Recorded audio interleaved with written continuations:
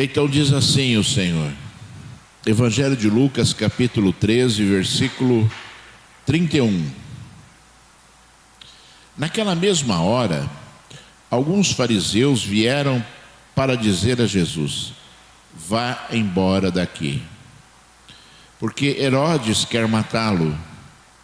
Ele, porém, lhes respondeu: vão e digam a essa raposa que hoje e amanhã expulso demônios e curo doentes, e no terceiro dia terminarei.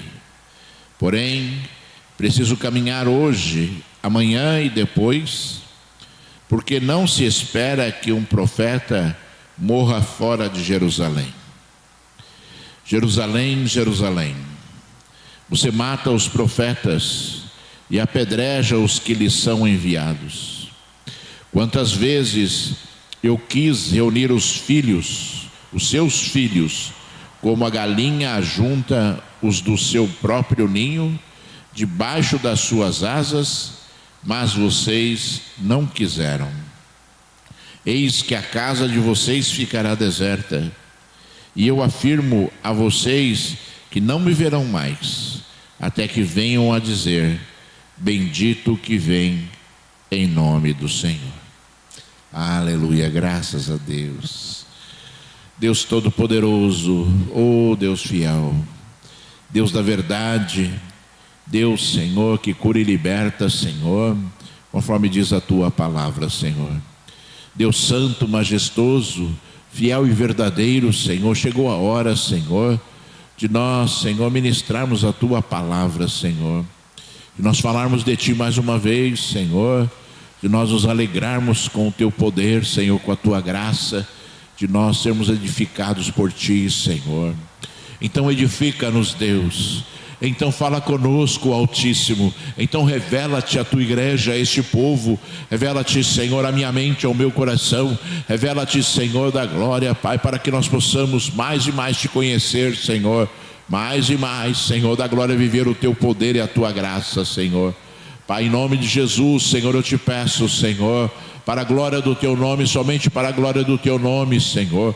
Fala a minha mente, Altíssimo. Ó Deus, abre os meus ouvidos, Senhor Deus Todo-Poderoso. Abre, Senhor da glória, Pai, ó Deus, Pai, o meu coração. Tira as minhas emoções, Senhor. Ó Deus, que eu vivo agora, Senhor, de toda a terra, Pai, o poder do teu Espírito Santo, Senhor.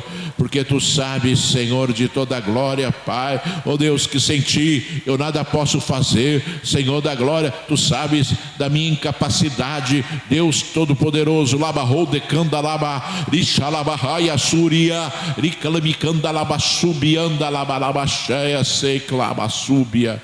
Em nome de Jesus, Senhor, Pai, para a glória do teu nome, somente para a glória do teu nome, Senhor. Então seja louvado, exaltado e glorificado o nome de Deus para todos sempre. Aleluia, graças a Deus. Glórias ao Senhor Deus Todo-Poderoso. Aleluia. Irmãos, vemos aqui Jesus, né? Jesus, ele estava ali na região da Galileia. Estava próximo já do dia da sua morte ali na cruz, onde ele seria preso, crucificado. E Jesus estava ali aonde governava Herodes, né? Herodes, que não é o mesmo Herodes que mandou ali matar as criancinhas, né? Quando soube que iria nascer o Messias. Era o filho de Herodes, que também chamava Herodes, né? Só que o Herodes que mandou matar as criancinhas era Herodes o Grande, e esse se chamava Herodes Agripa, que era filho de Herodes o Grande. E também esse Herodes, irmãos, é aquele Herodes que Pilatos, quando recebeu Jesus ali para ser julgado, soube que ele era de Nazaré, da região da Galileia, e mandou ele até Herodes para que Herodes o julgasse, tentando se livrar ali, né, da culpa do julgamento de Jesus. E Herodes mandou colocar uma capa ali, né, real, nos ombros de Jesus, e mandou ele de volta para Pilatos. É a mesma pessoa. E ali, irmãos, Jesus estava pregando a palavra do Senhor, obviamente, e disseram a ele: olha, vai embora daqui, porque Herodes quer matá-lo. E obviamente, irmãos amados, que a gente pega essa palavra, né, que na verdade, né, representa um desejo daqueles fariseus, daqueles homens que não aceitavam de forma nenhuma o reinado de Cristo, a soberania de Cristo sobre, né, a humanidade, sobre aquela nação naquele momento, né? Obviamente que Herodes não tinha essa intenção, porque se Herodes tivesse essa intenção, ele teria matado Jesus, prendido Jesus, castigado Jesus, no lugar de Pôncio Pilatos, né? Quando Pilatos mandou enviá-lo, né? enviou para ali, né, ser julgado por Herodes. E aquela multidão, irmãos amados, aqueles fariseus, aqueles religiosos, que na verdade rejeitavam Jesus e que na verdade não aceitavam as palavras de Jesus, tentaram ali expulsá-lo daquele lugar. E Jesus, quando ouviu essas palavras, e Jesus conhecia muito bem Herodes Agripa foi aquele que mandou decapitar João Batista, né? Herodes Agripa, né, era acusado por João Batista de praticar adultério, né? E ele se levantou contra João Batista e ali, né, cumprindo o desejo da sua esposa adúltera, mandou decapitar João Batista. Então Jesus conhecia muito bem esse homem. E ele deu uma resposta àqueles fariseus tremenda. E é uma resposta, irmãos amados, para as nossas vidas nos dias de hoje, também porque a palavra de Deus, ela deve ser aquela que nos inspira e que nos faz, irmãos, viver as coisas que são de Deus nesse mundo, embora cada vez mais as pessoas, elas estão perdendo a sensibilidade espiritual, estão perdendo ali a alegria de ouvir uma palavra que demonstra o poder de Deus e que demonstra a glória do Altíssimo Senhor neste mundo e aquilo que Jesus deixou para as nossas vidas neste mundo. Nós louvamos aqui uma canção tremenda, né? O Escudo, que é uma canção de poder puro, de adoração tremenda e que demonstra ali também, sabe, o poder de Deus, né? O poder de Deus. E nós vemos aqui Jesus falando, e ele disse assim: vão e digam para aquela raposa, falando de Herodes, né? Hoje e amanhã expulso demônios, curo doentes, e no terceiro dia terminarei. Eu sempre falo, irmãos, você já me ouviu falar aqui na igreja algumas vezes, que nós devemos nos preocupar em fazer a obra de Deus da forma como Jesus fez. A grande estratégia de Deus é a estratégia que Jesus usou, né? E a estratégia que Jesus usou foi pregar a palavra, curar o enfermo e libertar o cativo, né? Jesus usou dessas estratégias, e Jesus, ele não se cansava de abençoar vidas, de curar pessoas, de expulsar demônios das pessoas. E Jesus não se cansava de pregar a palavra, de anunciar o poder de Deus.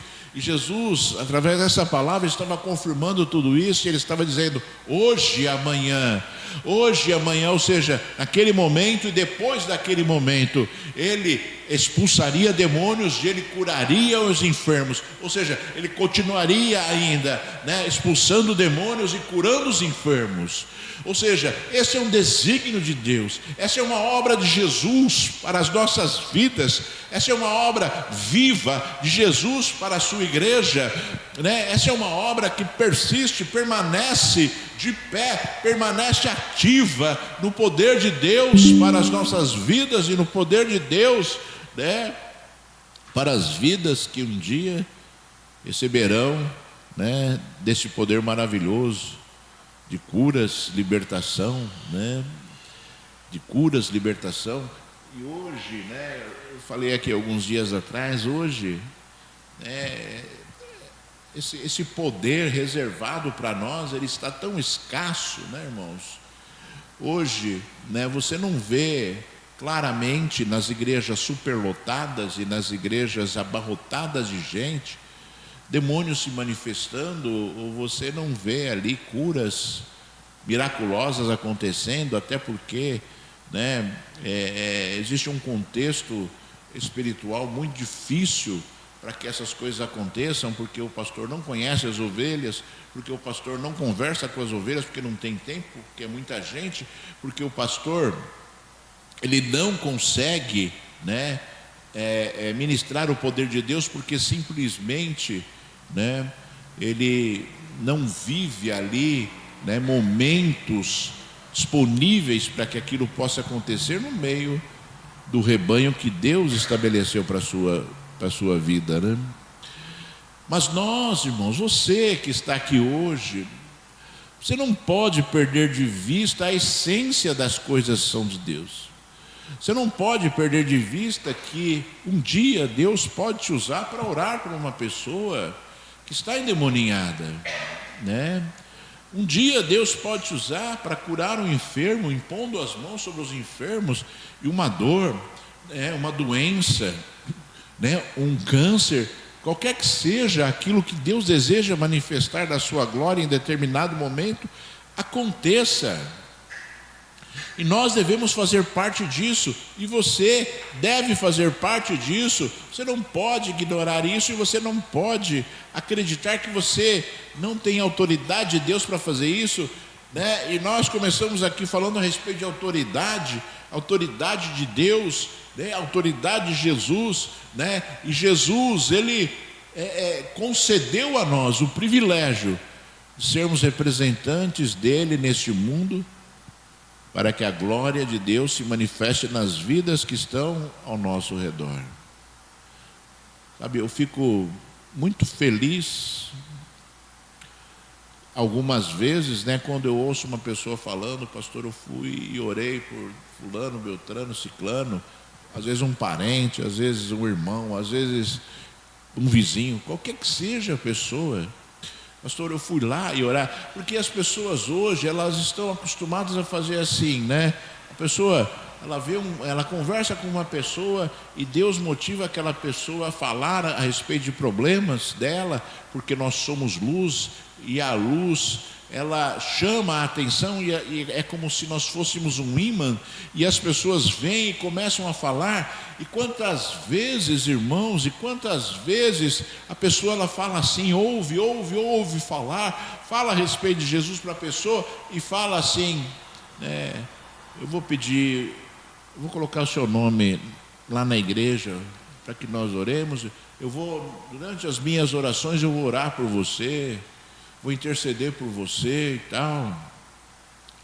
Eu sempre falo assim, irmãos, existem coisas que não são erradas, mas existem coisas que deveriam ser diferentes em algum momento. Existem coisas que nós deveríamos agir de forma diferente, né? E falando assim, não, né? Devemos falar a respeito do amor de Deus, mas devemos também ministrar o poder de Deus, porque Deus pode fazer milagres, e quem sabe Deus glorifique o nome dele através da sua vida, por conta ali de um momento de fé e de exercício daquilo que Deus nos deixou, que é o poder dele, para que nós pudéssemos ser abençoadores neste mundo.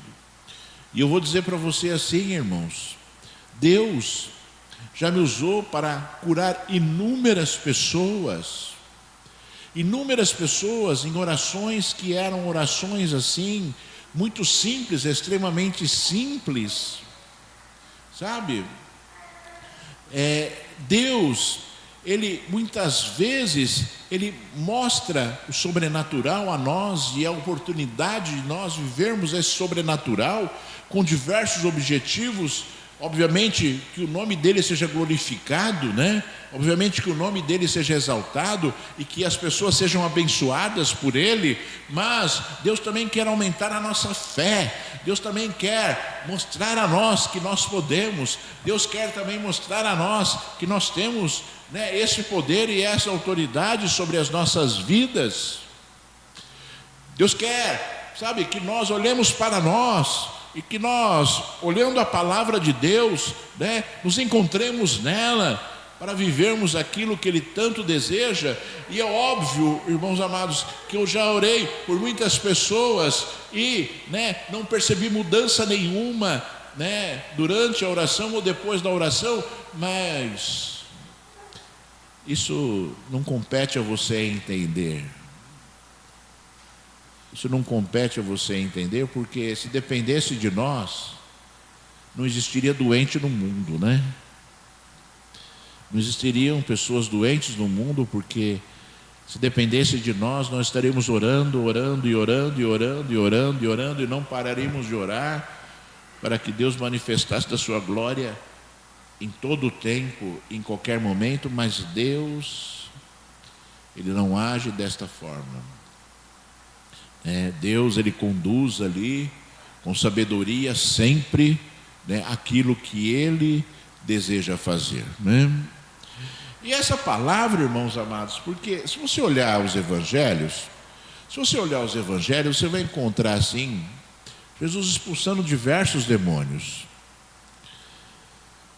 E talvez você olhe para esse mundo espiritual, né, para esse contexto espiritual, e existem diversos sentimentos ou reações humanas em relação a isso. Então, tem pessoas que têm medo,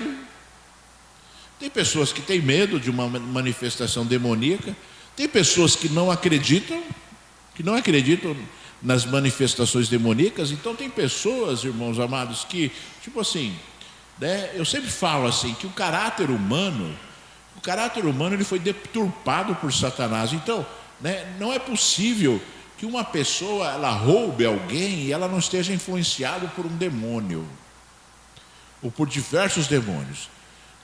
Não é possível, né, que, né, uma pessoa seja maldosa a tal ponto, sabe, de prejudicar outra pessoa, que ela não seja influenciada, para não dizer influenciada ou possessa por demônios. Não é possível. Nós temos que olhar tudo isso, porque às vezes nós nos indignamos com determinadas atitudes de pessoas que fazem, né, que nós vemos nos noticiários, ou que nós conhecemos, e a nossa reação é tipo assim, merece morrer, deveria levar uma surra, e deveria isso, deveria aquilo outro. Tal é a revolta que determinadas coisas acontecem nas nossas vidas, né? E eu diria para você que o teu sentimento não está errado. Mas o que está errado é você não compreender o que está por trás de tudo isso, porque as pessoas, é muito comum as pessoas, sem vergonha, fez por ser vergonhice, né? Quando na verdade, irmãos amados, existem pessoas que fazem por ser vergonhice. Mas eu sempre digo e vou dizer para você, né, que o mal ele é executado sob influência das trevas, porque o homem tem um caráter puro.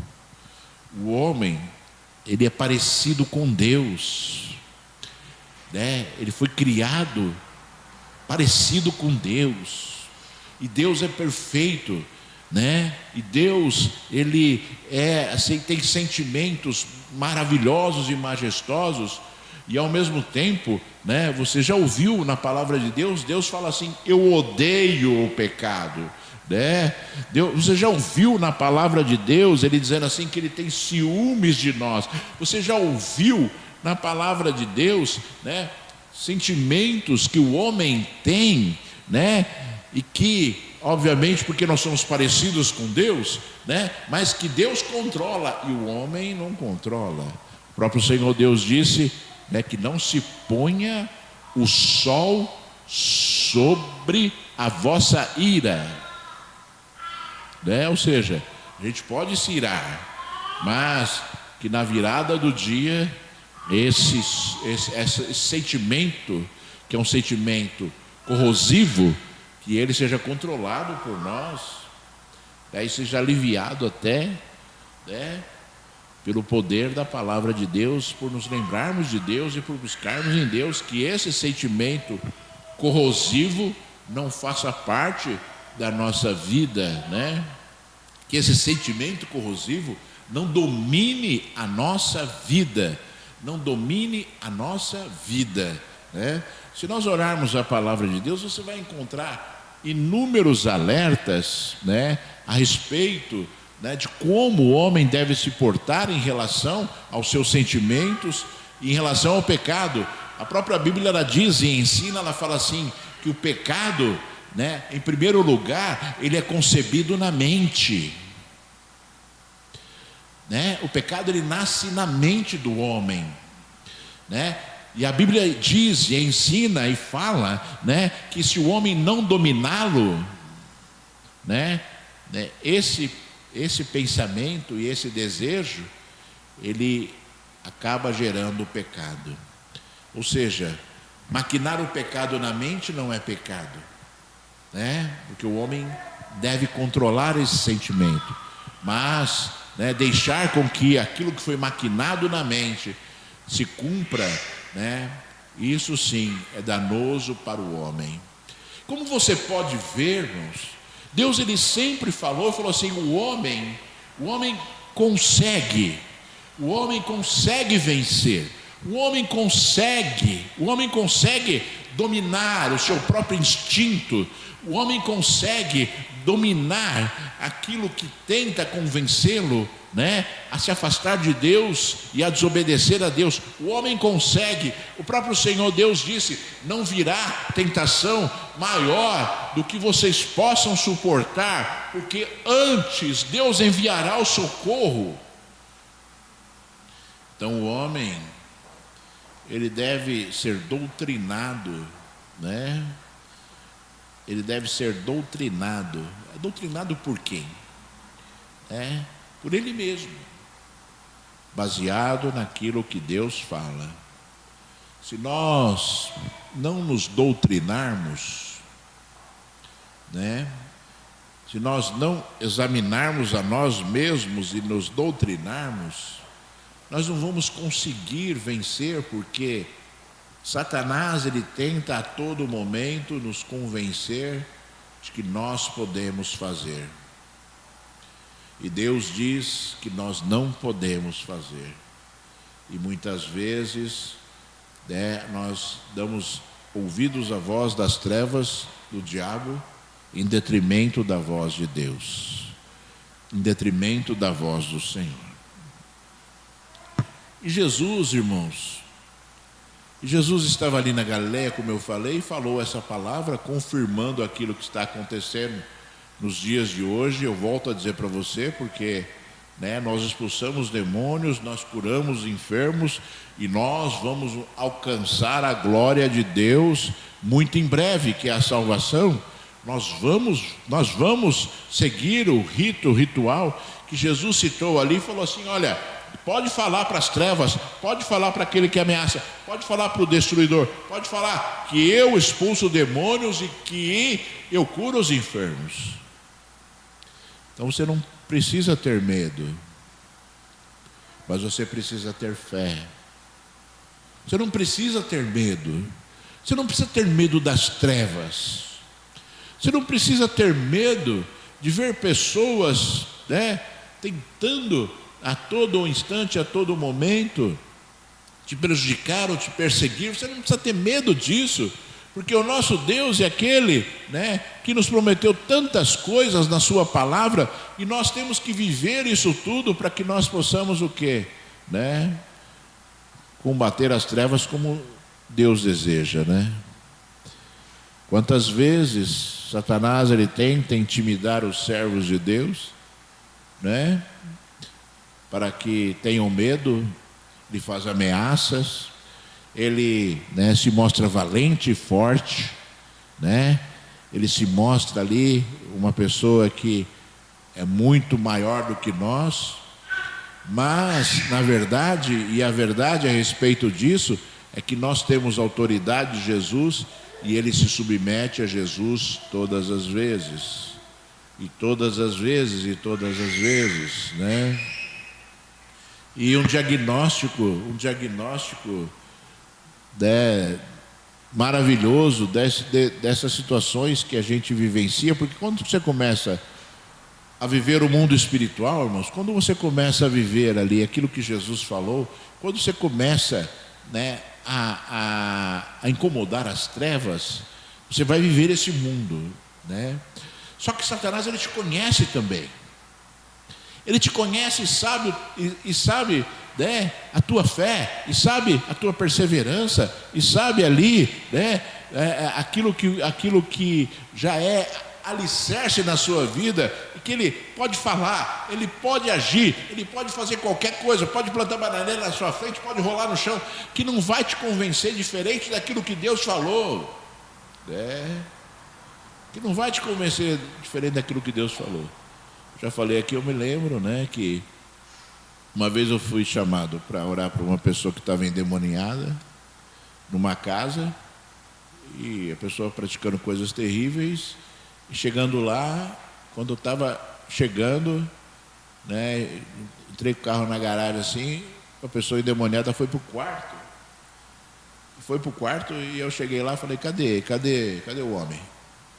E aí falou, foi lá para o quarto. Aí eu cheguei lá no quarto, quando entrei no quarto, ele estava sentado na cama com a Bíblia aberta. Ele estava sentado na cama com a Bíblia aberta, tentando o quê? Enganar. Tentando o quê? Convencer de que já estava tudo bem e que ele estava ali, né, na presença de Deus. Quando na verdade a pessoa estava endemoniada, quando na verdade a pessoa estava tentando ali enganar, quando na verdade aquele demônio estava com muito medo. Ele estava com muito medo.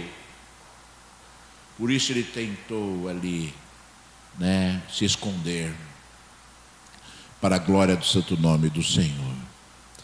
Para você ver, irmãos amados, que, né, quando Satanás ele encontra, né, uma pessoa que tem fé, quando ele encontra uma pessoa, né, que não se deixa convencer pelos argumentos, né, dele ou pela ação dele, né, ele tem que se esconder, porque ele tem medo. Porque ele tem medo, e você não pode ter medo, porque você é usado por Jesus Cristo, o Filho de Deus, nosso Senhor e nosso Salvador.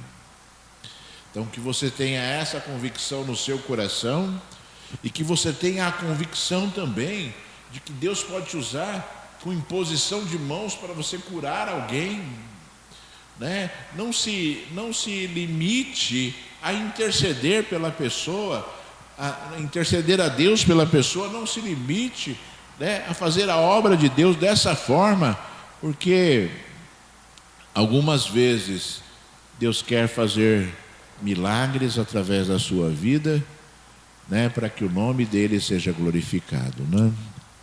E aí Jesus falou assim, né? Porém, preciso caminhar hoje, amanhã e depois, porque não se espera que um profeta morra fora de Jerusalém. Ou seja, Jesus, ele tinha convicção plena do caminho que ele tinha que seguir, da obra que ele tinha que fazer e da onde ele tinha que chegar. E eu vou dizer para você assim, irmãos, talvez você olhe para a sua vida e você, em algum momento, você se sinta meio que perdido em relação a que caminhos você deve seguir e para onde você tem que ir. Mas eu quero te dizer que isso tudo, né, devem ser sentimentos muito pequenos em relação à sua vida e as decisões que você tem que tomar em relação ao seu dia a dia. Obviamente que são decisões que você tem que buscar em Deus, mas você tem que ter convicção plena do caminho que você tem que trilhar neste mundo. Você não pode abrir mão de valores que Deus já colocou dentro do teu coração e que você sabe que aqueles valores vão nortear a tua vida, É lógico que em determinado momento você vai ter que agir assim, assado, você vai ter que fazer de alguma forma, você vai ter que tomar decisões, mas essas decisões, elas jamais vão anular aquilo que Deus já te mostrou, o caminho que Deus já te impulsionou a ir, o caminho que Deus já, te orientou e te ensinou a andar. Então você não pode, perder de vista tudo isso. E Jesus, ele tinha tudo isso no seu coração. Jesus, ele tinha essa convicção de Deus, daquilo que ele tinha que executar e da onde ele tinha que chegar. E você também. Você tem que saber aquilo que você tem que executar e aonde você quer chegar. Aonde você quer chegar. Eu me lembro, eu vou falar assim, um exemplo, para ficar mais fácil de você entender. Eu me lembro assim que quando eu entrei na igreja, depois eu já tinha ido em diversas vezes na igreja, quando era criança, quando era adolescente e tal. Mas quando eu tive um encontro com Cristo através de uma pessoa, eu e minha esposa, aí nós fomos para a igreja. E lá na igreja eu fiquei extasiado com aquilo que eu vi na igreja. Fiquei extasiado com tudo, com os louvores, com a palavra. Fiquei extasiado com tudo. E aí, a pessoa que me levou a Cristo foi me apresentar para o pastor. E aí o pastor, a gente não sabe nada, a nossa vida cristã começa sem saber nada. E aí a pessoa que me levou a Cristo falou assim: você quer que o pastor ore por você? Eu falei: quero, ora, pode orar. E o pastor orou. E a primeira palavra que ele me falou foi: eu te vi num púlpito pregando a palavra de Deus.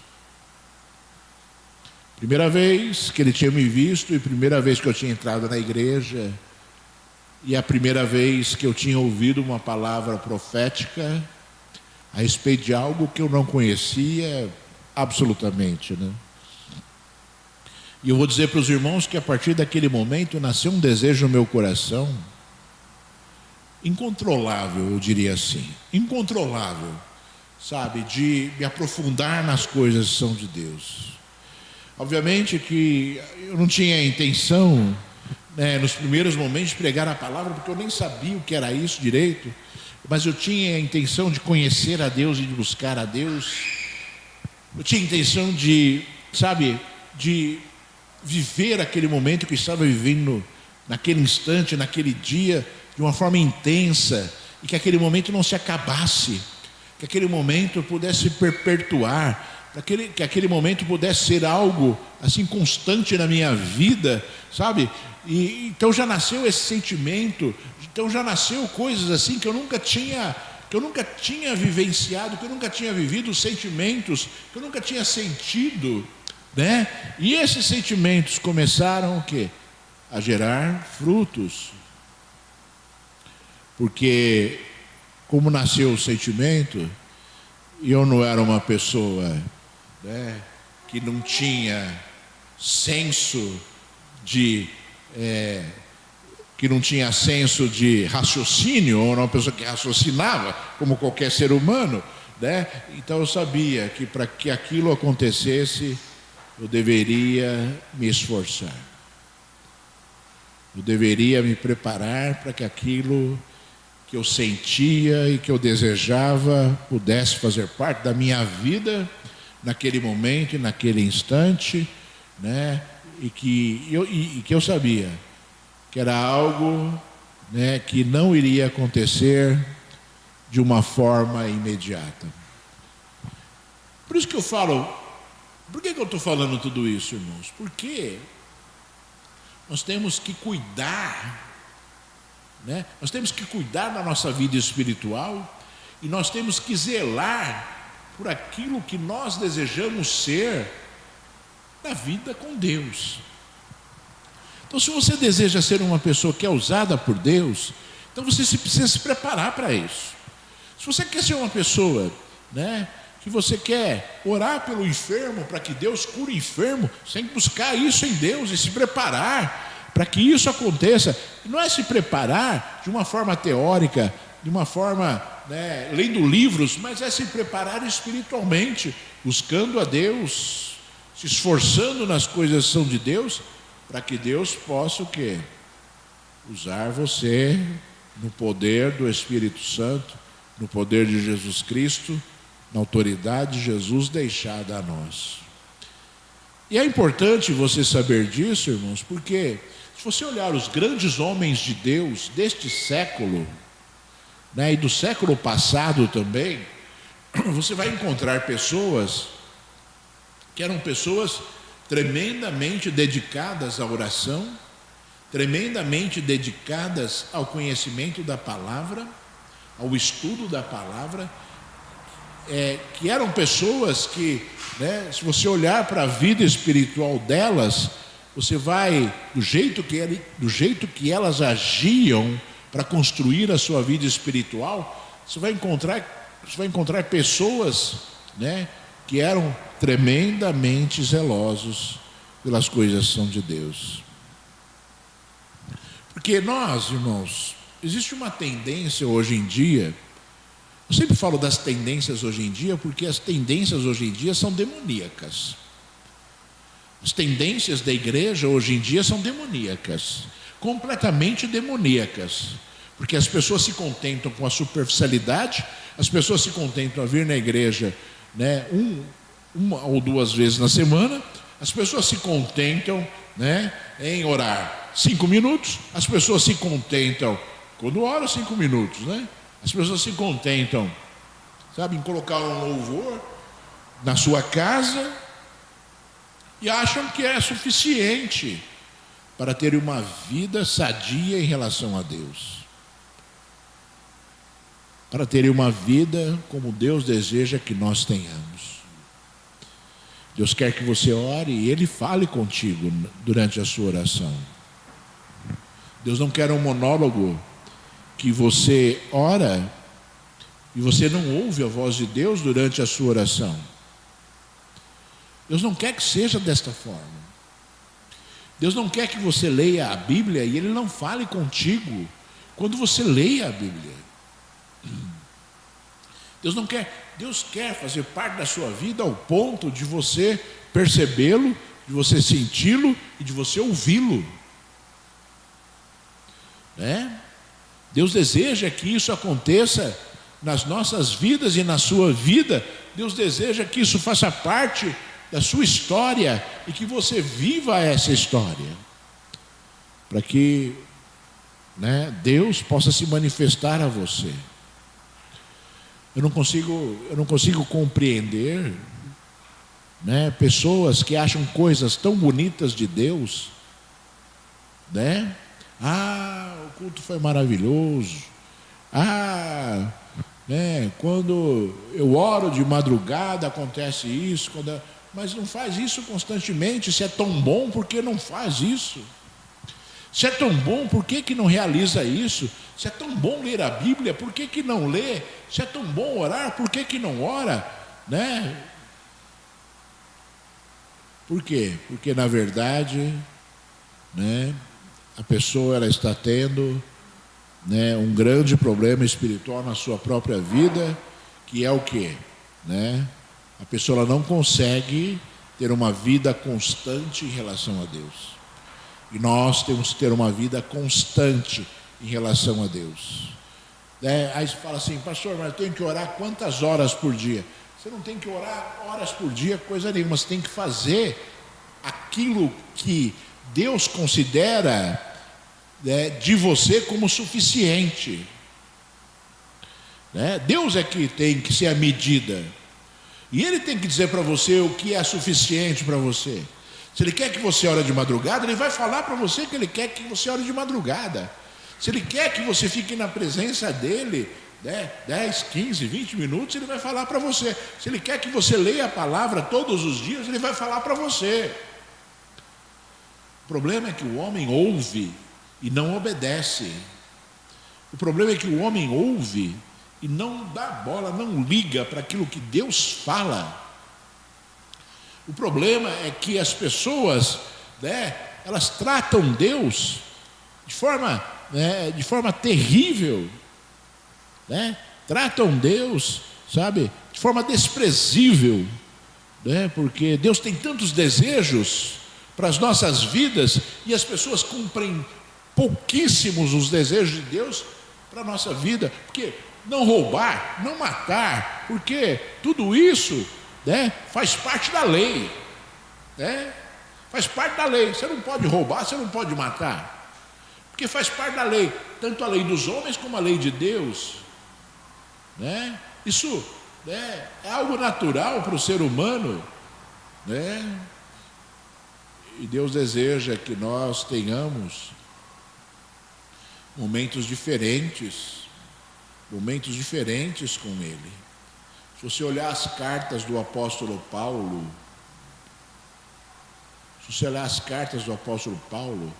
você vai encontrar ali a orientação de Deus em relação a posturas da igreja.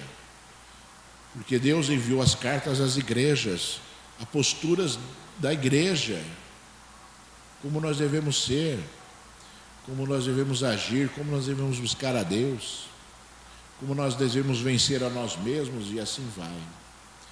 Então, irmãos, sabe, que você se encha do Espírito Santo. Não só hoje, mas amanhã na sua casa, e depois da manhã na sua casa, e depois da manhã na sua casa, e todos os dias na sua casa, durante os momentos que você vai buscar a Deus, que são os momentos que Deus te impeliu a fazer isso, que Deus te motivou a fazer isso, que Deus exige que você faça. E cada pessoa é diferente da outra, né? E Deus conhece a nossa personalidade. E Deus, Ele sabe muito bem quando a verdade da nossa vida se apresenta a Ele, né? Então, por isso que, né, não tem fórmula, né? Tem aquilo que Deus falou, que é a fórmula, mas o jeito que a gente faz depende muito da nossa personalidade, da verdade, dos nossos sentimentos que são apresentados a Deus, e Deus respeita tudo isso. O que a gente não pode é negligenciar aquilo que Deus deseja das nossas vidas, né? Então eu jamais vou poder dizer assim, irmão Luiz Carlos, você tem que orar 3 vezes ao dia como Daniel.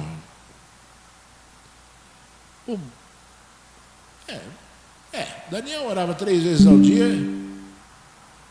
e Deus usou muito Daniel, mas Daniel era diferente do irmão Luiz Carlos,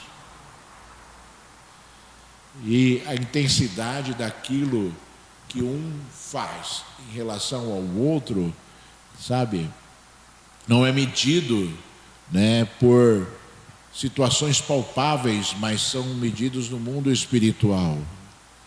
Então, muitas vezes, uma oração, olha só o que eu vou falar, não quero que você confunda o que eu vou falar agora.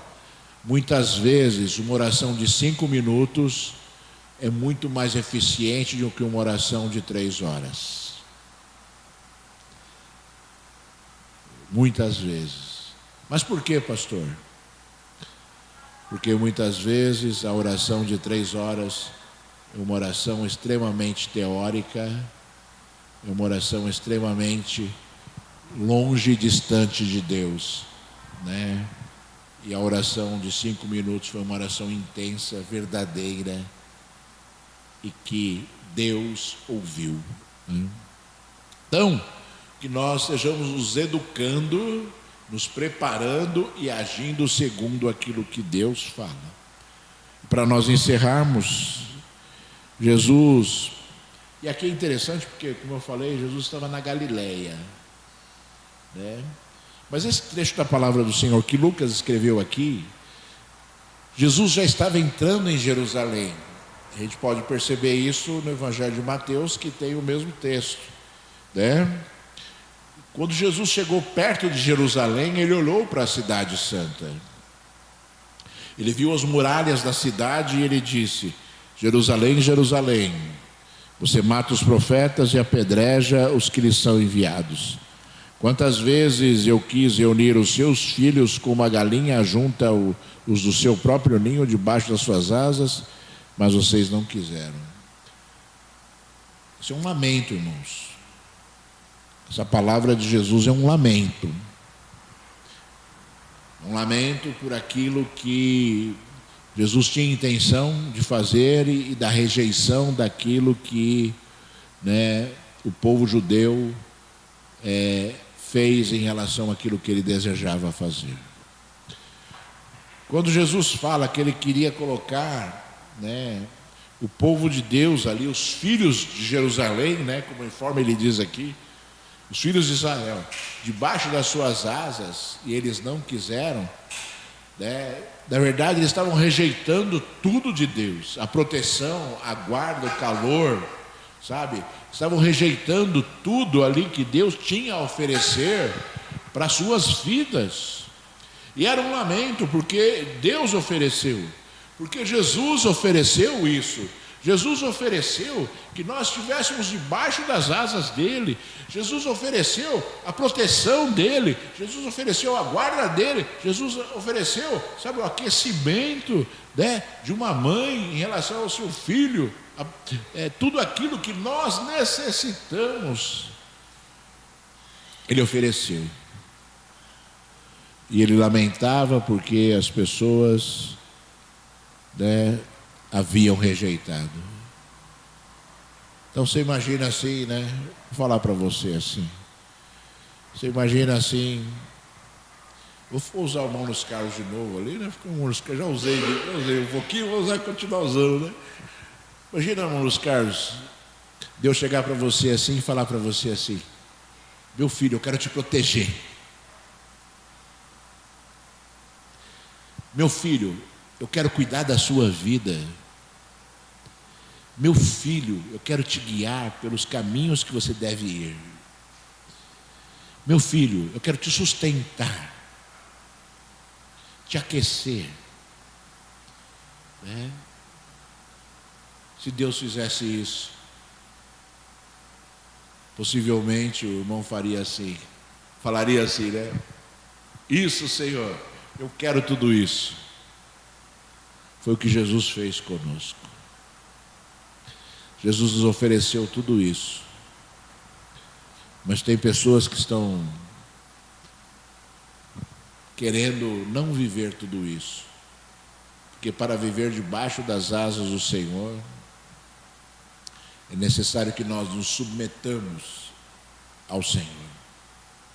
É necessário que nós estejamos ali, né, entregando a nossa vida a Ele para que Ele possa fazer isso. É necessário que nós sejamos fiéis ao Senhor para que Ele possa fazer isso.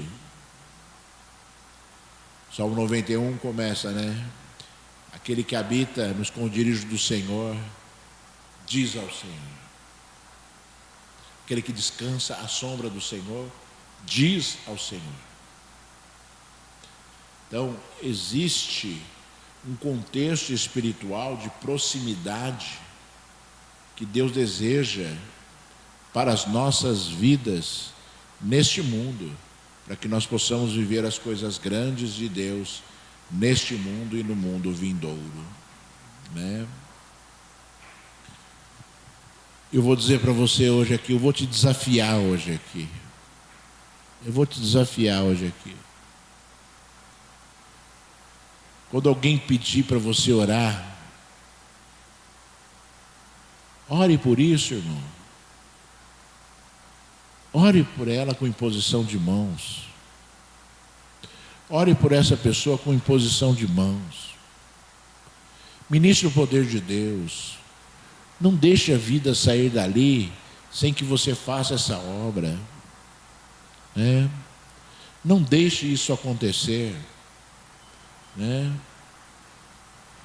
A gente recebe muitas pessoas na minha casa, né? Muitas, parece assim, parece que a nossa vida é aqui na igreja, mas não é, irmãos. Sabe?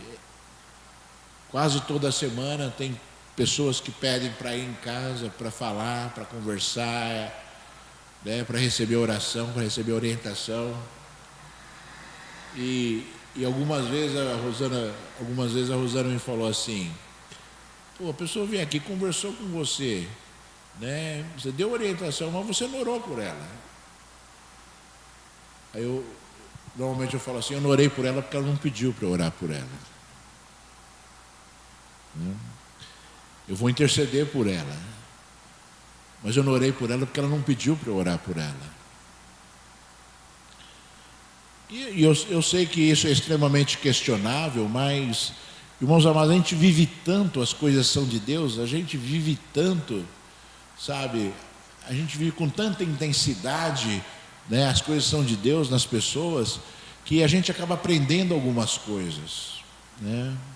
É lógico que se Deus me impulsionar para fazer algo, porque muitas vezes, e algumas vezes, melhor dizendo, algumas vezes, a pessoa está endemoniada. E a pessoa está sendo convencida por Satanás para não falar nada. E aí a gente ora porque Deus manda. Mas, eventualmente, irmão, se alguém pedir para você orar, ore.